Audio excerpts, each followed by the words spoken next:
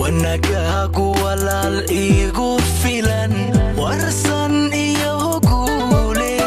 dareemi kartaa wadan aan hooyada joogin Allah raxmatullahi alayhi ma jeedo wadan aan walaaliga aniga joogin السلام عليكم ورحمة الله تعالى وبركاته. صاحب البرنامج الإسلامية ما تفضل مسبت الكيمي ما تحجون ماشي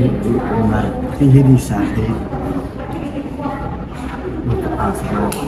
إن شاء الله تعالى. أنا أقول سيدا دوتي هيبا مرة غريب waxaan ahay qof markiisa hore la baxay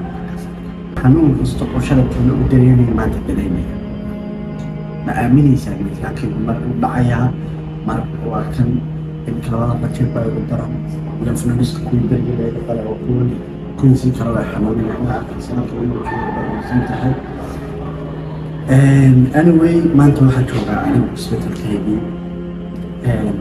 bisheedii 2 sano ka hor afar la takiin saddex la takiin ka hadlay la takiin shalay toona oo kale waa maalintii dawladda ka saaratay qof kasta oo Soomaali Maxamed ah oo muuqaalkeeda arka waxa uu leeyahay anu maanta ducada qof kasta aniga waalidkay ah waxa uu leeyahay anu ina kaageeyo qof kasta oo aniga maanta muuqaalkeeda maqlaya waxa uu leeyahay waxaan u qalmaa wiil kasta oo dhalinyar Soomaali ah wuxuu u qalmo ayaa u qalmaa xaqiiqatan ha noqoto farxad kaste ha noqoto wax kaste ha noqoto talaabo kaste qof kasta oo aniga maanta garabkayga ah ha noqoto waalidkay walaaladey ehelkayga dhammaantood aan kala qaadahayn waxaan leeyahay ilaahay dadkeedu dadka kala wada ka jeclahay dhammaantiin ilaahay waxaan ka baryaa khayr badan أجر فرق ودريمي كرتا ودن عن هويدا جوجين الله رحمه الله عليه ما تزيد مسلسل ودن عن ولاني جوجين أنا بتشوفين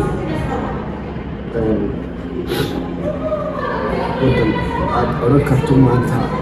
حنون كستو أوقف كل عاد ما حنون كوجدر أنا كل احترامي ودن عن أنا ما أنت أجنبك وأحب نحكي ما دريني كريسان أديك ما تحنك على دريني لكن أنا أقول حمانتي أنا كذا كعتني لمانتين هذه أدكي المقارنة في بس بدي السوق يعني في هذا اللي هي مالي من قفنا ما جاء لنا هوسبيتال كله تشيله ما آمني سمانك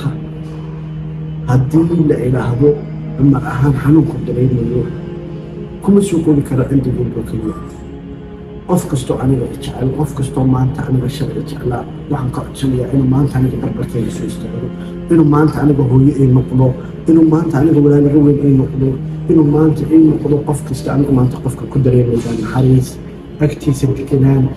hal isleeyahay garab ay noqon lahaa dhammaantiin insha Allah